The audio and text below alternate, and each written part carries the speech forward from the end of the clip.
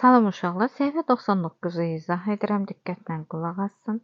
Uşaqlar, mağaza həftənin 7 günü ərzində satılan albomların sayı müxtəlif üsullarla təsvir olunub. Hər biri müxtəlif üsuldur. Siz indi bunlardan bir-bir suallara cavab verməliyəm. Birinci nümunənin izahını veribdir ki, hansı təsvirdə satılan albomların sayı həftənin günləri üzrə dəyişməsini daha yaxşı görmək mümkündür. Baxaq, xətti diaqram. Baxın, yəni burada xətti diaqramda olanda daha yaxşı görmək olur. Mən də elə fikirləşirəm. Siz özünüz fərdidir. Buna fərdi yanaşırsınız. Hansı üsul sizə rahatdır? Bu hər bir kəsin fərdi fikridir. Hansı sizə rahatdır? Hansı ilə hesablamaq daha rahatdır? Məsəl üçün, bazar ertəsi 4. Siz burada hansı qrafikdə görə bilərsiniz ki, bunlar sənin üçün rahatdır. Hər bir fərdi insana aiddir. Deyir ki, satılan albomların sayının günlər üzrə dəyişməsi xətti diaqramda daha yaxşı görünür. Bəli, çünki burada bərabəri daha rahat görürsən. Sən burada dördüncüyə baxın. Siz burada baxın. Siz burada altını. Burada biraz seçmək lazım. Ancaq burada görürsünüz bərabərlik var. Burada daha rahatdır. Birincidə. Yəni bunda, ikincisində. Birinci şəkildə, ikinci şəkilimizdə, üçüncü şəkildə, bu da dördüncü. Hər bir insan buna yəni fərdi yanaşmalıdır.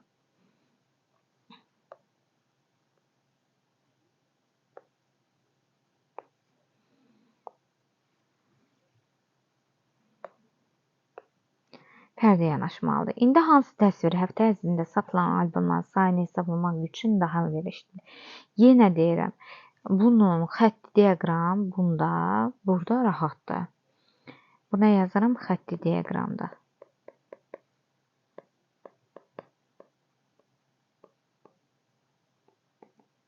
Açıqlamada verilir ki, günlərin dəyişməsini rahatlıqla görürəm.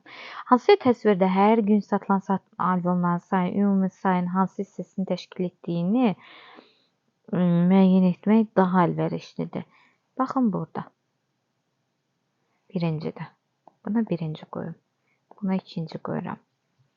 Hansı təsvirdə günlərini üzrə həftə ərzində satılan albomlar həftə günlərinin dəyişməsini də yaxşı görmək. Bu birinci şəkilimizdir. Belə seçək. Hərəsinə birini aid edirəm uşaqlar. Heç biri inciməsin. Yəni birinə aid edirəm. Buna dördüncüsünə aid edirəm. Buna hansına aid etdim? İkincisini. Baxın, bu xətti diaqram hansıdır? İkinci. Buna 4, buna 1. Hansı səslə üzrə albomların sayını müqayisə etmək daha əlverişlidir? Bu da üçüncü. Все. Suallara cavab verdik. Keçirək ikincisinə. Sütunlu diaqramda 6 gün ərzində marketdə satılan qənd haqqında məlumat verilib. Suallara cavab verin. Həftənin hansı günü daha çox qənd satılıb? Baxın.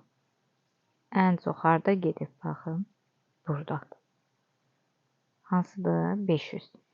Cümə günü. Bax, gəlin günlərimizi yazaq. Bazar günü. Bazar günü hardan başlayır? Yəqin buradan başlayır. Buradan. Bazar günü hara getdi? 200. Bazar ertəsi. 200. Birinci qoyuram. Sonra gəlir çərşənbə axşamı. Baxın, çərşənbə axşamı haradır? 300.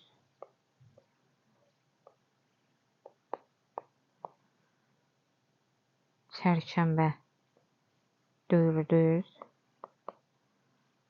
Çərşənbə.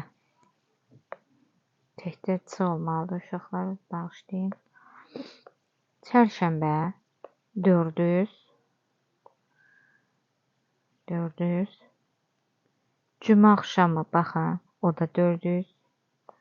Cümə axşamı. O da 400. Cümə baxın. Bura baxın. 500. Cümə 500. Şənbə 300. İndi gəlin burada suallara cavab verək. Həftənin hansı günü daha çox qənd satılıb? Cümə günü. Cümə günü. Haradır? Baxın. Birinciyə qoyuram cümə günü. Cümə günü. Həftənin hansı günlərdə eyni miqdarda qənd satılıb? Eyni miqdar hansı günlərdir? Çarşamba və cümə axşamı. Marketdə 6 gün ərzində nə qədər satılıb? Bunları toplayırıq. 200 ilə 300, 500, 400, 900, 1300, 1800, 2100.